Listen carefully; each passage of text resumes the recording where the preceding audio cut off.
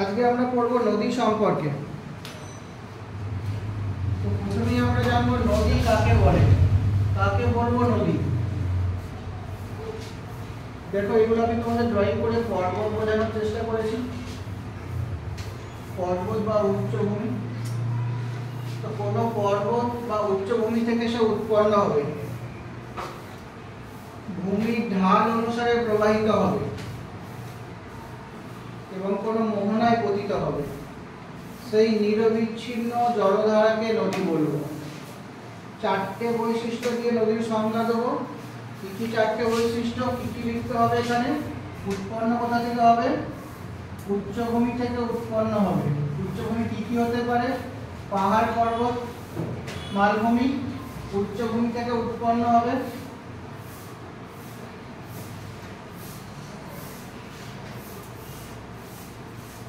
জল কোথা থেকে আসবে নদীতে? অবশ্যই বৃষ্টির জল বা বরফ গলা জল বা ঝর্ণার জল। জল কোথা থেকে আসবে? মূলত বরফ গলা জল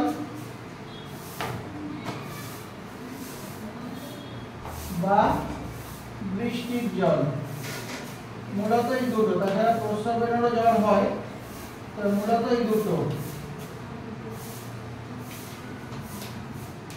নদীতে জল কোথা থেকে আসবে?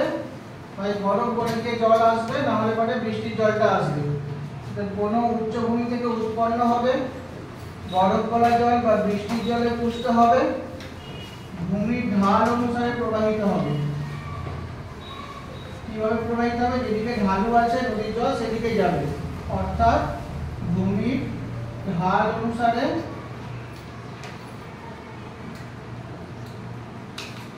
প্রবাহিত হবে।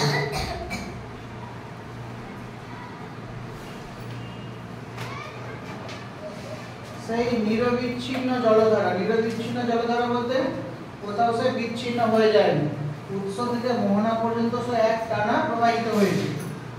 তাহলে নদী কাকে বলবো? কোনো উচ্চভূমি থেকে উৎপন্ন হয়ে বরফ গলা জল বা বৃষ্টির জলে পুষ্ট হয়ে ভূমির ঢাল অনুসারে প্রবাহিত হয় যে নিরবিচ্ছিন্ন জলধারা, তাকে বলি নদী। যদি উদাহরণ দিয়ে একটা নদীর নাম বলো, তোমাদের এখান দিয়ে যে নদীটা প্রবাহিত হয়েছে কি নাম? কাঁসাই নদী নাকি কি নদী? হ্যাঁ,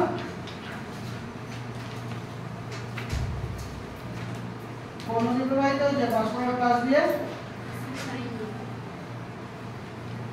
কাঁসাই নদী, গঙ্গা নদী। তাহলে নদীর সংজ্ঞা বোঝা গেছে, কাকে বলবো নদী? কোনো উচ্চভূমি থেকে উৎপন্ন হয়ে বরফ গলা জল বা বৃষ্টির জলে পুষ্ট হয়ে ভূমির ঢাল অনুসারে প্রবাহিত হয় যে নিরবিচ্ছিন্ন জলধারা, তাকে বলবো নদী। বোঝা গেছে এই পর্যন্ত? এবার প্রশ্ন দেখো, নদীর উৎস কাকে বলবো? এটা বোঝা গেছে তো? নদী কাকে বলবো? কাকে বলবো? কোনো উচ্চভূমি থেকে উৎপন্ন হবে। জল কোথা থেকে আসতে হয়? বৃষ্টির দ্বারা যে জলটা হয় সেই জলটা নদীতে আসতে পারে, অথবা বরফ গলে গিয়ে বরফ গলা জলটা নদীতে আসতে পারে। বৃষ্টির জল বা বরফ গলা জল হলো নদীর জলের উৎস। এই দুটো জলে পুষ্ট হবে, ভূমির ঢাল অনুসারে প্রবাহিত হবে, অর্থাৎ যেদিকটা ঢালু নদীর জল সেদিকে গড়িয়ে যাবে। সেই নিরবিচ্ছিন্ন জলধারাকে নদী বলবো। ক্লিয়ার হয়েছে? এবার আমরা পড়ব নদীর উৎস কাকে বলে। দেখো, যেখান থেকে নদী উৎপন্ন হয় সেটাই হচ্ছে নদীর উৎস। কি বললাম? যেখান থেকে নদী উৎপন্ন হয় তাকেই নদীর উৎস বলে। কাকে বলবো উৎস? কি বললাম? যেখান থেকে নদী উৎপন্ন হয় তাকেই নদীর উৎস বলে। তাহলে এবার ছবির দিকে দেখো, দেখো এটা একটা নদী গেছে। এখন এই জায়গাটার নাম যদি এ হয় আর নদীটার নাম যদি জেড হয়, তাহলে জেড নদীর উৎস কোথা? জেড নদীর উৎস কোথা হবে? এ প্রদেশ। বোঝা গেল? এই পার্বত্য অঞ্চলের নাম যদি এ হয় আর নদীটার নাম যদি জেড হয়, তাহলে জেড নদী কোথা থেকে উৎপন্ন হয়েছে? এ নামক জায়গা থেকে। অর্থাৎ নদী যেখান থেকে উৎপন্ন হয় তাকেই নদীর উৎস বলি। আর নদী যেখানে গিয়ে মিশেছে, এই নদীটা কোথায় গিয়ে মিশেছে? দেখো দুটো জায়গায় পড়েছি। এটা যদি ধরো পি প্রদেশ হয় তাহলে এই নদীটার মোহনা কোথায় হবে? জেড নদী কোথায় গিয়ে মিশেছে? পি প্রদেশে। তাহলে পি প্রদেশটা কি হয়ে যাবে? জেড নদী মোহনা। তাহলে মোহনা কাকে বলবো? নদী যেখানে সাগরে মিলিত হয় বা হ্রদে মিলিত হয়, সাগরে মিলিত হয়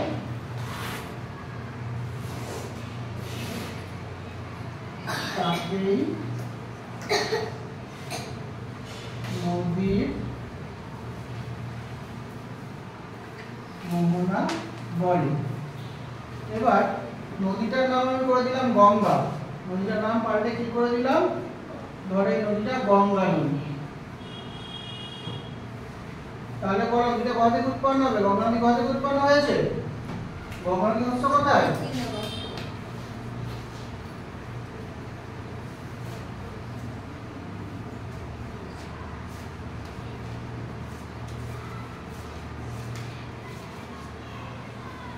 উৎপন্ন হয়েছে গঙ্গোত্রী হিমবাহ থেকে। আর গঙ্গা নদী মিশবে কোথায়? যদি একটা নাম করে দিই, এটা হবে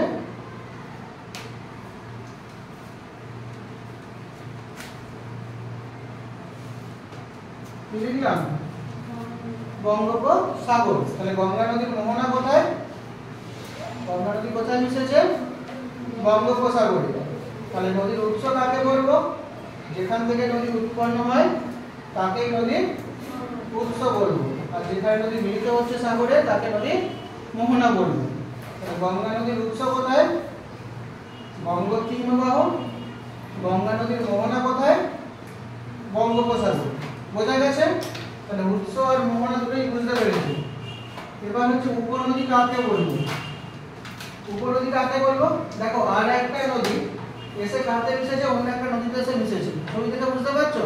একটা অন্য একটা নদী, এই নদীটার দিকে লক্ষ্য রাখো। এটা একটা নদী, যদি কোনো নাম দিই, এটা একটা নদী, দেখতে পাচ্ছো ব্লু লাইনটা? এই নদীটা এসে আর একটা নদীতে মিলিত হয়েছে। তাহলে দুটো নদী কি একই জায়গায় উৎপন্ন হয়েছে? তাহলে এই নদীটার নাম দিয়ে এই নদীটা ধরো এই নদী, তাহলে এই নদী অন্য কোথাও উৎপন্ন হয়েছে, তাই তো? কোথায় এসে মিশেছে? অন্য একটা নদীতে এসে মিশেছে। তাহলে অন্য কোথাও উৎপন্ন হচ্ছে, এসে মিশছে কার সঙ্গে? প্রধান নদীতে মিশছে। তখন ওই নদীটাকে বলা হয় উপনদী। তাহলে উপনদী কাকে বলবো? অন্যত্র উৎপন্ন হয়ে যে নদী প্রধান নদীতে মিলিত হয়। কি বললাম? অন্যত্র, অন্যত্র বলতে অন্য কোথাও উৎপন্ন হয়ে যে নদী প্রধান নদীতে মিলিত হয়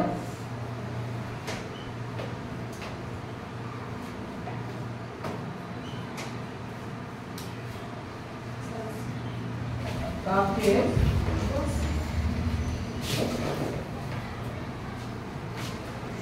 উপনদী বলে। যেমন যমুনা, গঙ্গার উপনদী। আর উপনদী কাকে বলবো? নদীটা অন্য কোথাও উৎপন্ন হবে। ভালো করে ছবি দিকে দেখো, সমস্তটাই বইতে আছে, সমস্ত বোর্ড থেকে লেখার কোনো প্রয়োজন নেই। যেগুলো আমি বলছি সব বইতেই আছে, বই পড়লেও তাই হবে, আর আমি যেটা বলছি সেটা লিখে পড়লেও তাই হবে। সময় নষ্ট করে লাভ নেই, মন দিয়ে কথা শোনো। তাহলে উৎপন্ন কথা হয়েছে অন্য কোনো জায়গায়, কাকে এসে মিশেছে? প্রধান নদীতে। এই ক্ষেত্রে নদীটার নাম হয়ে যাবে প্রধান নদী। কি নাম হয়ে যাবে? প্রধান নদী। তাহলে অন্য কোথাও উৎপন্ন হয়েছে, নদী এ অন্য কোথাও উৎপন্ন হয়েছে, এসে কোথায় মিশেছে? প্রধান নদীতে। তাহলে এই নদীটা হবে প্রধান নদী, উপনদী। তাহলে এটা যদি গঙ্গা হয়, লিখেছিলাম গঙ্গা, তাহলে এটা কি হয়ে যাবে? যমুনা। গঙ্গার প্রধান উপনদী হচ্ছে যমুনা। বোঝা গেল উপনদী? এবার দেখো শাখা নদী কাকে বলবো? এই জায়গাটা দেখো শাখা নদী। এইখানে দেখো নদীটা দুটো ভাগে ভাগ হয়ে গেছে না, তাই তো? তাহলে যে কোনো একটা নদী দুটো, এটা ছিল প্রধান নদী, এই নদীটা আমাদের প্রধান নদী। ভালো করে পড়ে দিকে দেখো, এটা কোন নদী বলে যাবে? এটা প্রধান নদী। তাহলে এই যে দুটো নদী উৎপন্ন হয়েছে, কোথা থেকে উৎপন্ন হয়েছে? এই দুটো নদী থেকে দিকে নজর দাও। একটা নাম দিয়ে দিলাম এস, একটা নাম দিয়ে দিলাম টি। তাহলে নদী এস আর নদী টি কোথা থেকে উৎপন্ন হয়েছে? প্রধান নদী থেকে। বোঝা গেল কোথা থেকে উৎপন্ন হয়েছে?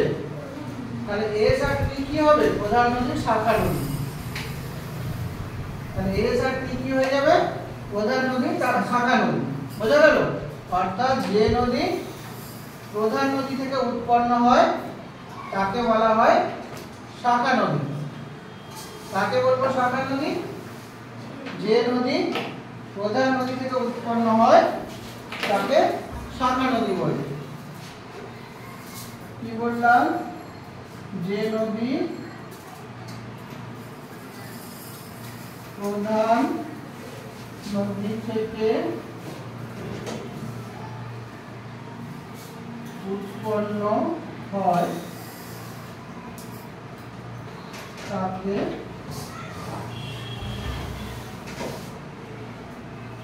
শাখা নদী বলে। উদাহরণ একটা, যেমন পদ্মা গঙ্গার শাখা নদী। গঙ্গার একটা শাখা নদীর নাম বলো।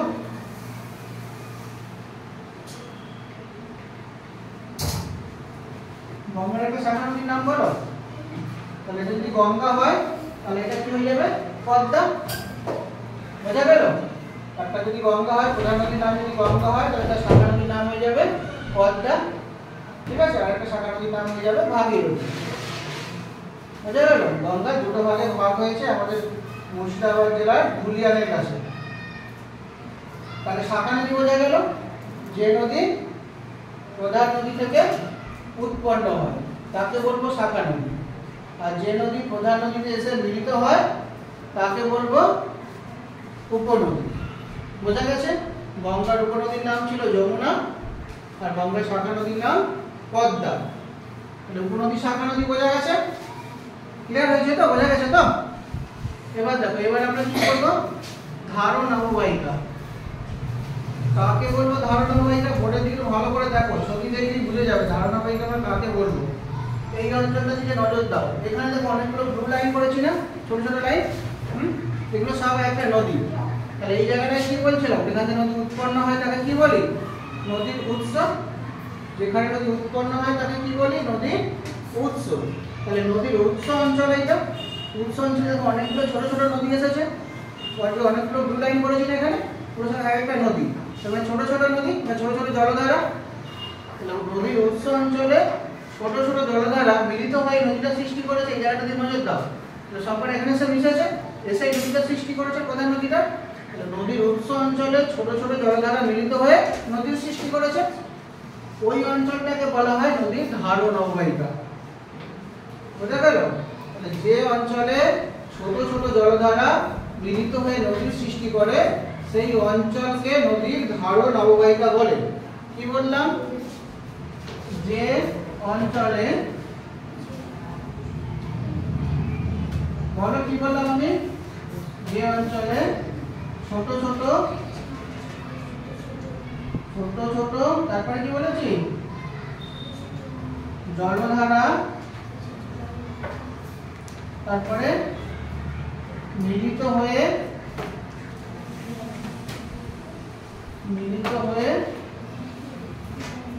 নদী সৃষ্টি করে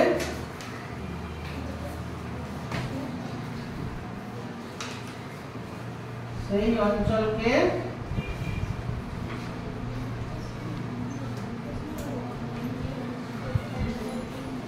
নদী ধারণ অববাহিকা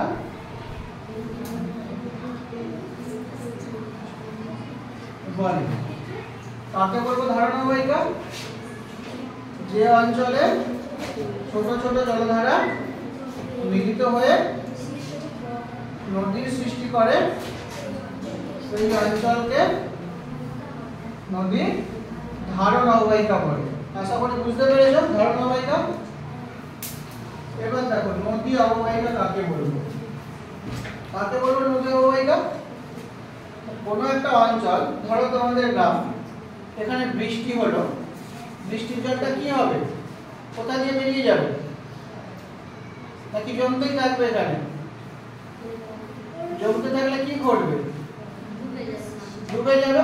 তাই হয় কি, জলটা বেরিয়ে যায়, কোথা দিয়ে বেরিয়ে যায়, তোমাদের এখানকার জল প্রথমে কোথায় গিয়ে মেশে, খাল আছে না একটা বড়, খালে গিয়ে মেশে তো, তারপর খালের জলটা কোথায় যায়, কোন নদীতে, জলটা গিয়ে কাঁসাই নদীতে মেশে, খালের জলটা। তারপরে কাঁসাই নদীর জলটা কোথায় গিয়ে মিশে, গঙ্গার সাথে মিশেছে, হলদিয়ার কাছে গিয়ে। শেষ পর্যন্ত কাকে গিয়ে মিশলো, গঙ্গা নদী। তোমাদের এলাকার জল, বৃষ্টির জল কোন নদী দিয়ে সাগরে গেল, শেষ পর্যন্ত কোন নদী দিয়ে গেল, গঙ্গা নদী দিয়ে গেল তো। হ্যাঁ, তোমাদের এলাকার জল শেষ পর্যন্ত সাগরে পৌঁছে গেল কোন নদী দ্বারা, গঙ্গা নদীর দ্বারা। তাহলে তোমাদের অঞ্চলটা বা তোমাদের গ্রামটা হবে গঙ্গা নদীর অববাহিকা। তাহলে কি বলতে চাইলাম, কোন অঞ্চলের বৃষ্টির জল যে নদী দ্বারা পরিবাহিত হয়, শোনো ভালো করে মন দিয়ে, কোন অঞ্চলের বৃষ্টির জল যে নদী দ্বারা পরিবাহিত হয়, আমার সঙ্গে সঙ্গে বলো, দেখো তাড়াতাড়ি মুখস্থ হয়ে যাবে। কোন অঞ্চলের বৃষ্টির জল যে নদী দ্বারা পরিবাহিত হয়, কোন অঞ্চলের বৃষ্টির জল যে নদী দ্বারা পরিবাহিত হয় সেই অঞ্চলকে ওই নদীর অববাহিকা বলে। এটা বোঝা গেছে তো, ধান অববাহিকাটা? তাহলে এবার কি বললাম বলো, নদী অববাহিকা কাকে বলবো, কোন অঞ্চলে বৃষ্টির জল কোন অঞ্চলে বৃষ্টির জল যে নদী দ্বারা পরিবাহিত হয়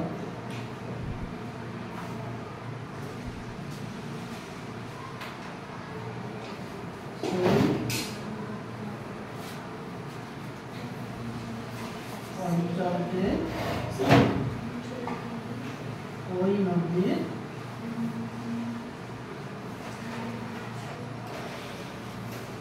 অববাহিকা বলে। বোঝা গেল? যেমন আমাদের দক্ষিণবঙ্গ পুরোটাই গঙ্গার অববাহিকা, বুঝতে পেরেছো? দক্ষিণবঙ্গ পুরোটাই গঙ্গা নদীর অববাহিকা। কাকে বলবো নদী অববাহিকা, কোন অঞ্চলের বৃষ্টির জল যে নদী দ্বারা পরিবাহিত হয় সেই অঞ্চলকে ওই নদী অববাহিকা বলে। বোঝা গেছে? এবার দেখো নদী খাত কি, নদীর উৎস আছে, যেখান থেকে নদী উৎপন্ন আছে তাকে নদীর উৎস বলছি, নদী যেখানে গিয়ে মিশছে তাকে নদীর মোহনা বলছি। মানে নদীর উৎস থেকে নদীর মোহনা পর্যন্ত জল তো পরিবাহিত হচ্ছে, বৃষ্টির জলটা যাচ্ছে বা বরফের জলটা বয়ে যাচ্ছে তো সাগরে, কোথা দিয়ে যাচ্ছে, সব জায়গা দিয়ে যাচ্ছে, একটা খাত আছে তার মধ্যে দিয়ে যায় জলটা, একটা খাতের মধ্যে দিয়ে পরিবাহিত হয়, তাই তো? সেই খাতটাকেই বলা হয় নদী খাত। তাহলে কাকে বলবো নদী খাত, যে খাতের মধ্যে দিয়ে নদীর জল পরিবাহিত হয়। কি বললাম, যে খাতের মধ্য দিয়ে নদীর জল পরিবাহিত হয়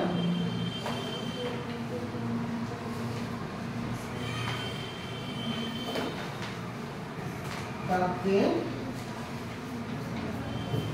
নদী খাত বলে। বুঝা গেল?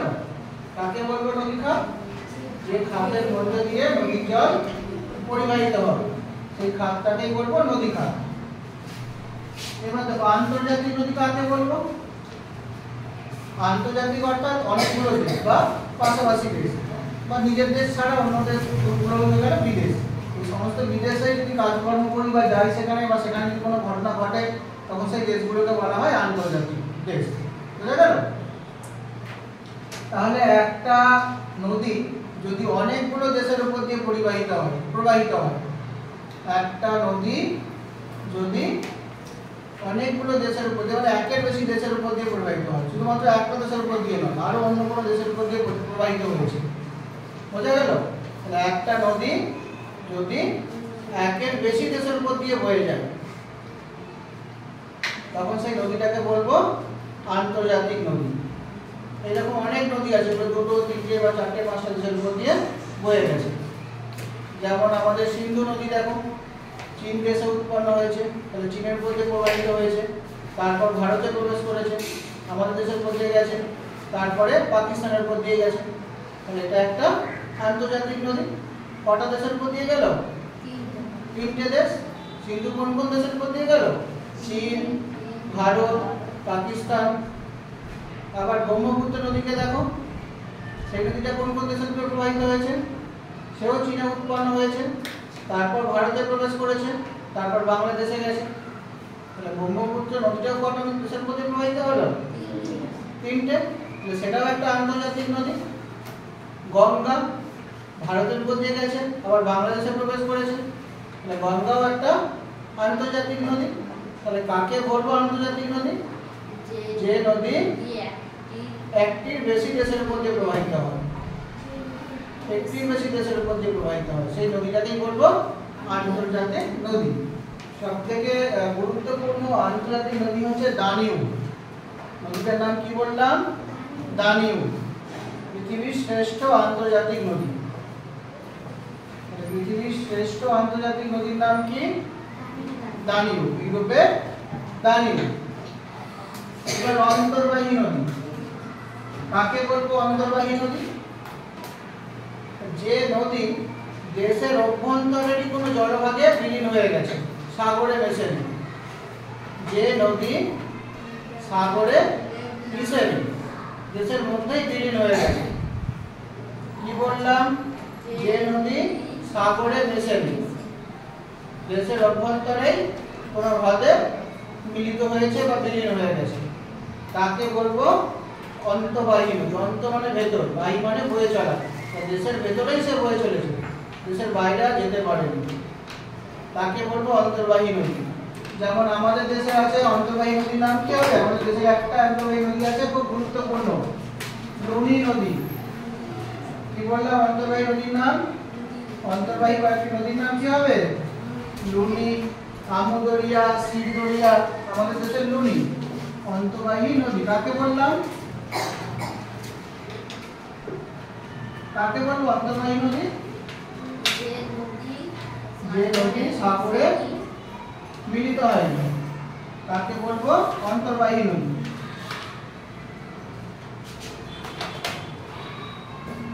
লুনি, আমুদরিয়া, হেলমন্দ,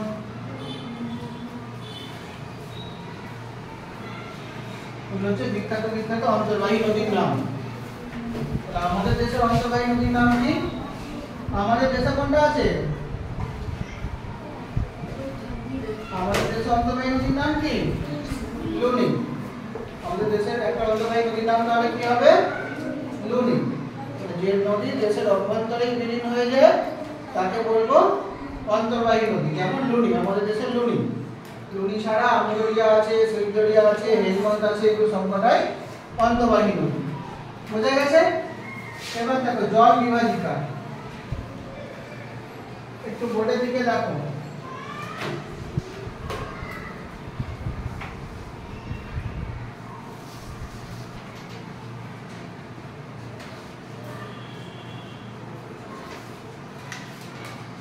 একটা পর্বত আমি করেছি দেখতে পাচ্ছ, তাই তো? এখন এই ঢালও বৃষ্টিপাত করছে, আবার ধরো এই ঢালও বৃষ্টিপাত হচ্ছে, তাহলে দুটো জল কি মিলিত হয়ে যাবে? মিলিত হতে পারবে? মিলিত হতে পারবে কি? পারবে না। এই জলটা এইদিকে প্রবাহিত হবে আর এই জলটা এদিকে গড়িয়ে যাবে। কেন? কেন এমন হলো? এমনটা কেন হলো? এই দুয়ের মাঝখানে পর্বত আছে বলে, তাই না? তুই না থাকতো কি হতো? তাহলে এদিকে জল এদিকে চলে আসতো। বোঝা গেল? এটা মাঝে কি আছে? একটা পর্বত বা উচ্চভূমি। তাহলে এদিকে বৃষ্টি জলটা কি একটা নদী সৃষ্টি করতে পারে, তাই তো? এদিকে বৃষ্টি জলটা একটা নদী সৃষ্টি করতে পারে। তাহলে দুটো নদীকে কি আলাদা করেছে? পর্বত। তাহলে এই পর্বতটা হলো জল বিভাজিকা। তাহলে জল বিভাজিকা কাকে বলবো? দুটি নদী যে উচ্চভূমি দ্বারা পৃথক থাকে, আলাদা থাকে। যে নদী বা দুটি নদী কটা নদী দেখতে পাচ্ছি? দুটি নদী একটা উচ্চভূমি দ্বারা কি রয়েছে? আলাদা হয়ে রয়েছে, তাই তো? কারো জল কারোর সাথে মিশে যাচ্ছে না, তখন সেই উচ্চভূমিটাকে বলা হয় জল বিভাজিকা। তাহলে কাকে বলবো জল বিভাজিকা? যে উচ্চভূমি দ্বারা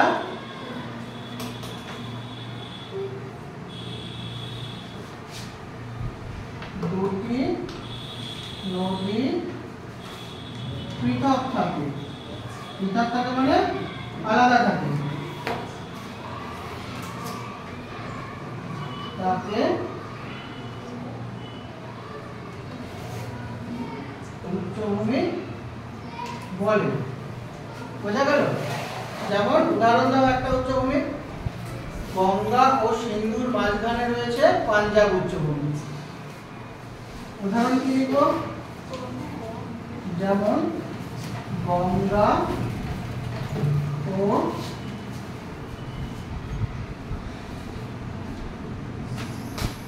সিন্ধু নদীর মাঝে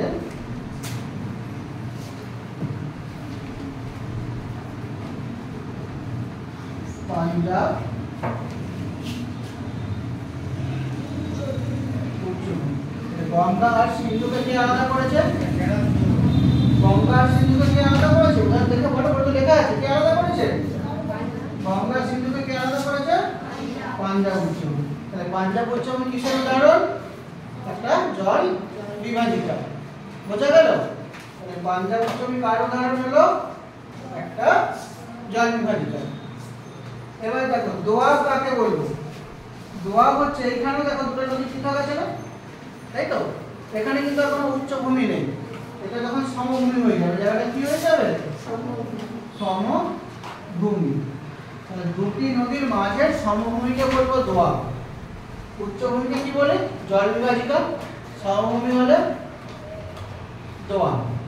দো শব্দের অর্থ দুই, আর অব শব্দের অর্থ হচ্ছে নদী দ্বারা সঞ্চিত পলি। বুঝা গেল? তাহলে দুটি নদীর মাঝে নদী দ্বারা সঞ্চিত পলি রাশি দ্বারা সৃষ্ট ভূমিরূপ, এটা হচ্ছে দোয়াব। বুঝা গেল? তাহলে কাকে বলবো দোয়াব? জল বিভাজিকা। বোঝা গেছে তো? দুটি নদীর মাঝের উচ্চভূমিকে বলবো জল বিভাজিকা। আর দোয়াব কাকে বলবো? কি বললাম? দুটি নদী মাঝে সমভূমিকে দোয়াব বলা হয়। কি বললাম? দুটি নদী মাঝে সমভূমিকে দোয়াব বলা হয়। দুটি নদী মাঝে সমভূমিকে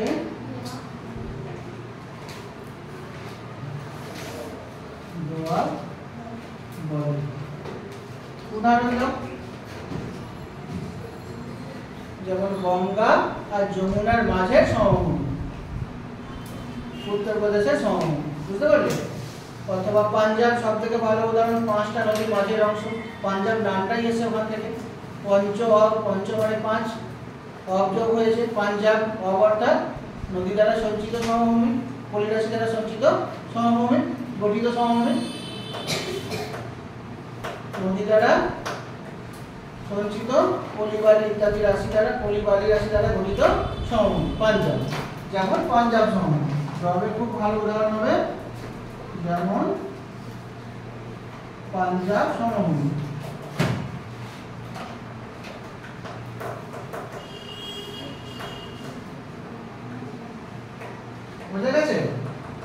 দোয়াব কাকে বলবো? দুটি নদীর মাঝের সমভূমিকে দোয়াব বলবো। আর মাঝের সমভূমি না হয় যদি উচ্চভূমি হয়ে যায় তখন কি বলবো? জল বিভাজিকা। যদি সমভূমি না হয়ে উচ্চভূমি হয়ে যায় তখন তাকে কি বলবো? জল বিভাজিকা। এবারে একবার রিভিশন করি আমরা যে কি পড়েছি। নদী কাকে বলবো? কোন উচ্চভূমি থেকে উৎপন্ন হয়ে বৃষ্টির জল বা বরফ গলা জলে পুষ্ট হয়ে ভূমির ঢাল অনুসারে প্রবাহিত হয়ে সাগরে মিশে যে নিরবিচ্ছিন্ন জলধারা তাকে নদী বলা হয়। যেমন গঙ্গা কাকে বলবো? নদী। কোন উচ্চভূমি থেকে উৎপন্ন হয়ে বৃষ্টির জল বা বরফ গলা জলে পুষ্ট হয়ে ভূমির ঢাল অনুসারে প্রবাহিত হয়ে সাগরে মিলিত হয় যে নিরবিচ্ছিন্ন জলধারা তাকে নদী বলা হয়। তারপরে কাকে বলবো? নদীর উৎস। নদীর উৎস কাকে বলবো? নদী যেখান থেকে উৎপন্ন হয় তাকে নদীর উৎস বলা হয়। কাকে বলবো নদীর উৎস? নদী যেখান থেকে উৎপন্ন হয় তাকেই নদীর উৎস বলা হয়। তাহলে বলো নদীর উৎস কাকে বলবো? নদী যেখান থেকে সৃষ্টি হয় বা উৎপন্ন হয় তাকেই নদীর উৎস বলা হয়। যেমন গঙ্গার উৎস কি লিখেছিলাম? গঙ্গোত্রী হিমবাহ। মোহনা কাকে বলবো? নদী যেখানে গিয়ে শেষ হয় বা যেখানে গিয়ে মিশে, কোনো সাগর, উপসাগর, হ্রদ বা অন্যান্য কোনো জলাশয় মিশে সেই জায়গাটাকে নদী মোহনা বলা হয়। যেমন গঙ্গা নদীর মোহনা বঙ্গোপসাগর। তারপরে কি পড়েছি? উপনদী। উপনদী কাকে বলবো? বলো। যে নদী অন্য কোথাও উৎপন্ন হয়ে প্রধান নদীতে এসে মিলিত হয় তাকে উপনদী বলা হয়। যেমন গঙ্গার উপনদী যমুনা। শাখা নদী কাকে বলবো? প্রধান নদী থেকে যে নদী উৎপন্ন হয় তাকে বলা হয় শাখা নদী। যেমন গঙ্গা শাখা নদীর নাম পদ্মা ও ভাগীরথী। তারপরে কি পড়েছি? ধারণ অববাহিকা। কাকে বলবো ধারণ অববাহিকা? নদীর উৎস অঞ্চলে ছোট ছোট জলধারা মিলিত হয়ে নদী সৃষ্টি করে, তাই তো? এই অঞ্চলটাকেই বলা হয় নদীর ধারণ অববাহিকা। তারপরে কি পড়েছি? নদী অববাহিকা। কাকে বলবো নদী অববাহিকা?